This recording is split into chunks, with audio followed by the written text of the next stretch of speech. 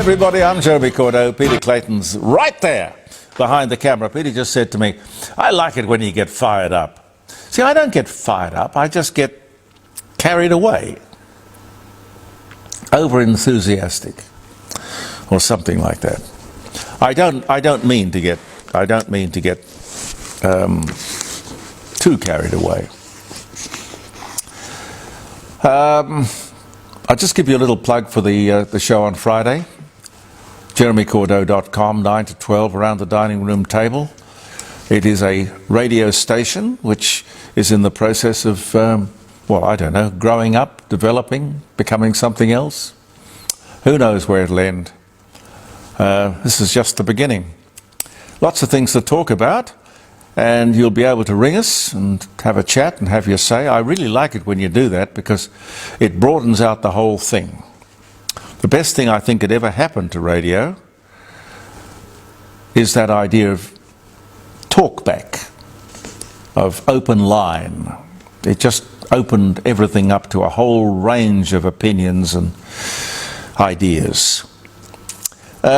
Speaking of ideas, this thought or idea about keeping people out of aged care, keeping people in their own homes, I think is a great idea. See, they're never going to get me out of here. I'm going to stay in my home. They're not going to move me on. But there is a problem.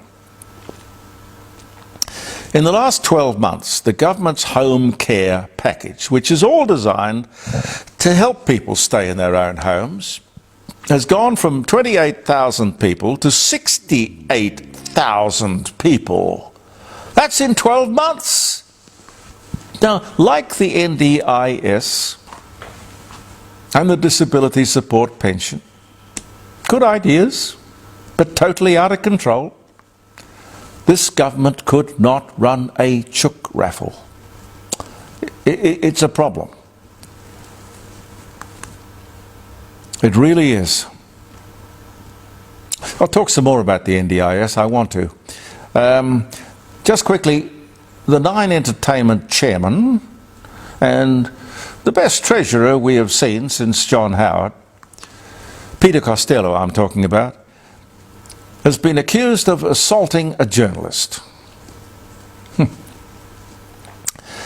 Now this man has a lifetime of experience handling the media. Well, by handling I don't mean assaulting, I mean handling the media, working the room, handling the media, and of late he's been running the media. Well, Nine Entertainment anyway, that part of it.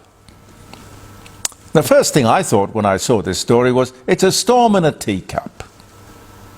Move on. Then everybody started to pile in on the man, and I thought, it's the tall poppy syndrome at work. Now, as you would know by now, Peter Costello has quit Nine Entertainment, where he had been the chairman for 8 years. And I would suggest, having run the Future Fund with billions of dollars under his control, a very, very good chairman. Nine have lost a great asset. And really, when you think about it, for nothing. For absolutely nothing. What a waste. What a waste. Something else, 1 in 4 retail workers is sexually harassed. Now, reading into this, I can't quite figure out whether it's fellow workers or it's the customers. But I just wanted to talk to you about it generally. 1 in 4 retail workers is sexually harassed. And I mean, that could mean anything from giving somebody a wink to pinching them on the bottom, or I don't know what sexual harassment is, frankly. And it's cultural too, because in places like Italy, if a girl doesn't get her bottom pinched, she's insulted. I don't know how we should look at all of this. Sexual harassment, in the purest sense, of course, shouldn't happen. But in this thing we call the real world, we have to learn how to handle it. Men and women. And all the nuances and problems, attractions. I would think probably men and women flirt. Sometimes somebody takes it too far or misjudges the situation. The danger is that we will take all the spontaneity and humanity out of life. Now, I'm only talking about flirting, you understand. I'm not talking about people who exploit, intimidate, and abuse their position. In other words, I believe most people don't cross the line and wouldn't cross the line. Please let common sense prevail and let us not overreact. You know, sexual harassment is sort of one of those buzz things. Provokes outrage and people get into corners and come out fighting. Now this is, let me talk to you about the NDIS. We all heard last week at the Senate estimates just how serious and to what extent fraud had infiltrated the NDIS. There are some 240 investigations current and some 27 cases before the courts. We're talking organised crime. As I've said to you many times when talking about the NDIS, Bill Shorten has admitted the NDIS is in the hands of organised crime. He never goes on, of course, to explain why he has done nothing about it. They take our money, the NDIS, and they use it for $20,000 holidays, the purchase of $70,000 cars, illicit drugs, and sex. Criminals posing as providers are stealing billions of dollars and have been doing so for years. And all of this has been going on right under the nose of the Minister Bill Shorten, who should be sacked immediately. And how many years, I've lost count of how many years I've been talking about this. The head of the NDIS, not Bill Shorten, but the administrative head, says, 5% of the 42 billion is stolen. You know what 5% of 42 billion is? $2,100,000,000 stolen. Who knows what the real figure is? And just to give you some perspective, the entire Defence Department costs us $50 billion. The NDIS, not much less, $42 billion. Bill Shorten, instead of fixing the problem, clearing out the place, what does he do? I love this. He hires a new speech writer. I get it. There's nothing wrong with the NDIS. We just need better speeches, better spin. Well, I'm sure what they're planning is we'll just talk our way out of this mess. $300,000 to speechwriter. Yeah, and it's a 2-year contract, which is $600,000 committed. And I don't know if you divide that among the speeches that Bill Shorten gives, how much per speech that is, but it's obscene. Pete? Yeah. Obscene. It's a disgrace. Totally. $300,000 a year for a spin doctor. First you get rid of him, the spin doctor, then you get rid of the minister. These idiots think they can put lipstick on a pig and everything is going to be fine. And just while we're on the subject, it's the old, who do you vote for? The monkey or the organ grinder? You know, the bloke who is saying the words, or the bloke who wrote the words. What I'm saying is very basic here and should apply to every politician. A politician, like a presenter, is listened to for what he or she is saying. And I don't know about you, but I would just love to think that what was being said was coming from the heart and the head of that person, not some scriptwriter. If someone else's words and ideas are used, that is a con, a fraud. Politicians should be eloquent, compelling speakers, unable to talk on any subject at all off the cuff, but particularly if it's that person's portfolio or specialty. And if there is a script involved, a script that that person is reading, it should have been written by him or her. That's fine. You can have notes to prompt you along the way. But the idea of paying somebody $300,000 a year because you can't put your own words together, and I wouldn't mind, Bill, if you paid the scriptwriter yourself, but you don't. You send us the bill. You know this NDIS debacle, and it is a debacle, could be Anthony Albanese's Khemlani moment. I don't know if you remember, but this is when organised crime tried to take over our foreign policy and foreign debt back in 1975.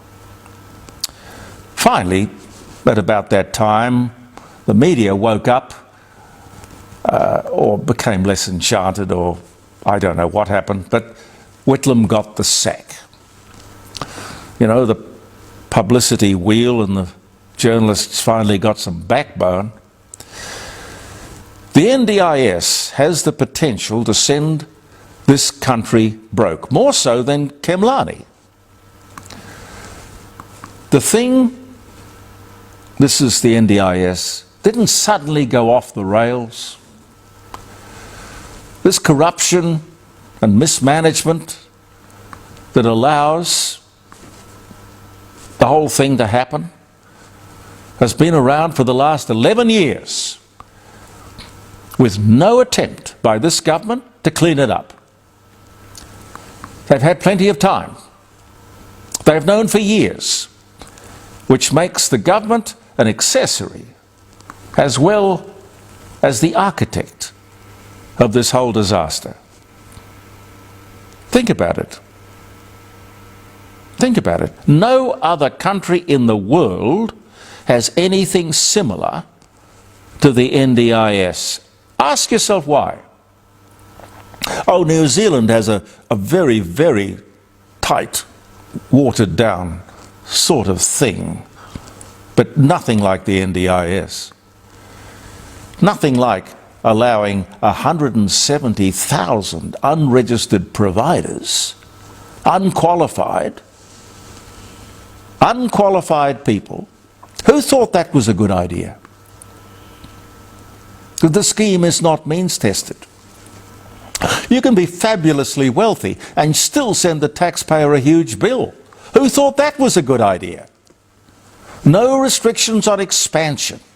More like explosion, really. No ceiling or budget. No checks, no balances. Just let it rip. Now listen, guys. Here's the truth. And I'll fire this off to the media as well. If the government can't run the NDIS, or immigration, or health, or defence, or energy, or environment, or foreign affairs, what the hell are they doing in the job?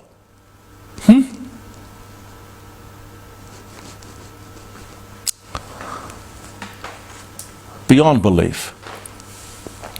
The GDP growth you saw those figures last week, I guess, is less than the population growth. Whoa. 0.1% for the 3 months, which makes it 1.1% for the year. Well, look, growth is growth. You know, growth is growth. But per capita, that is a recession, where we've been probably for about 5 years. But technically, we're fine. Giving the RBA cause to cut interest rates. Maybe. Maybe. Not a certainty. Maybe. Household savings at a 15-year low, meaning we don't have a lot of fat. We don't have a lot of fat stored up. That's not good. But this is why this government doesn't understand economics. It is very keen on immigration. Well, simply, that's pretty obvious. Survival, really. If it wasn't for immigration, we would be in recession. But God, we're close. Largely, we are flatlining, as close to being in recession as it is possible to get without being there. For the Reserve Bank, this is a very good outcome. Fine-tuning, you could say. Wow, it is very fine. But for the government, it's more evidence that they really don't know the difference between the accelerator and the brake. It's very sad news I saw last week that the great John Blackman had died. I don't think John had ever worked in South Australia. He may have, but he was a mainstay at 3AW for many years. He did breakfast, I think, and of course the Hey Hey It's Saturday show where he was Dickie Nee and did all the voiceovers. Did a lot of voiceovers, not just on Hey Hey. A great wit, spontaneous wit, clever man. Struck down with a terrible mouth cancer a few years ago. But with good cheer, he soldiered on. He got through that, only to be taken on Wednesday of last week with a heart attack. And no, not very old, just in his 70s. How much time have I got, Pete? A couple of minutes. Okay. I do want to mention this to you, and anything we're talking about today, or things we haven't been talking about that you may think we should be talking about, Friday, 9 to 12, jeremycordeaux.com, around the dining room table. Tune in, and it's online, and we have guests and phone calls. I'll give you the phone numbers and all of that when I see you on Friday morning. But 1 in every 2, that's every second Aboriginal child, is being removed from its family. Sometimes they are removed at birth. This must be very, very difficult for everybody involved. And of course the usual suspects are outraged. But listen, black or white, children in moral, sexual, physical, financial, psychological danger should be removed. If you disagree with me, call me, tell me on Friday. Children should be removed if they are in danger and placed in a safe environment. What are our authorities expected to do? Oh, I hear it loud and clear. Another stolen generation. Rubbish. Rubbish. Please think rescued, not stolen. We'll leave it there.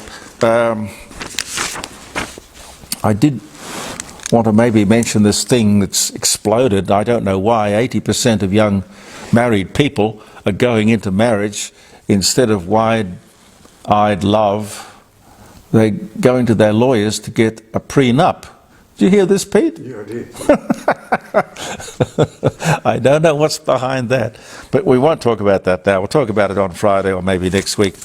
But it's June 12, ladies and gentlemen. US President Ronald Reagan challenges Mikhail Gorbachev to tear down that wall, Mr. Gorbachev. That's the Berlin Wall. That was this day, June 12, 1987, and God damn it, he did. Well, I don't think he did, no. I think it was the good people of East Germany, and with a bit of help from West Germany, they pulled the bloody thing down. June 12, happy birthday if you're having a birthday, or if it's a notable day for you, wedding or a significant day.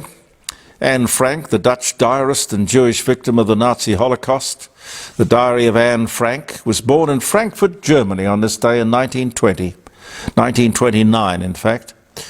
And on the same day, in 1942, Anne Frank gets her diary, the diary, as a birthday present.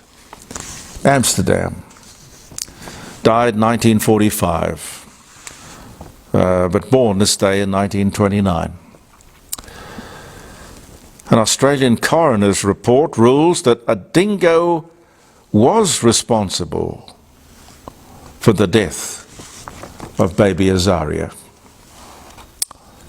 1980.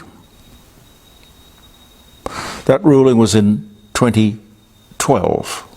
Took an awfully long time, didn't it? Gregory Peck, American actor, To Kill a Mockingbird, Roman Holiday. MacArthur, he was good at MacArthur. He dies of bronchial pneumonia at 87. That's usually what takes most of us out. 2003. Great actor. Oh, I've got to show you this, which is a bit of fun. Bill Haley. I brought this down knowing it was... What's it say on the back? I've never looked at the back. Oh, just the people who framed it. This is it. I don't know if you can see that. You got that in there? Yeah. This is the record. Bill Haley and his Comets released the single, and that's the single. It's, when I say a single, I'm used to 45s, but that's the 78. But that's how it came out originally, Rock Around the Clock. The year was 1954. A Brunswick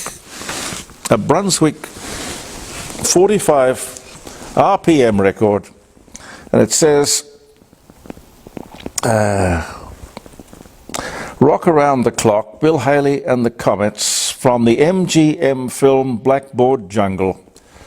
You see, I don't think it actually became a hit until it was in the movie. Is that how you remember it, Pete? Oh, I was only 4 years old. Yeah. You're only a kid. But I have that on the wall upstairs in my office. What else? Queen Elizabeth's birthday honours list. Oh.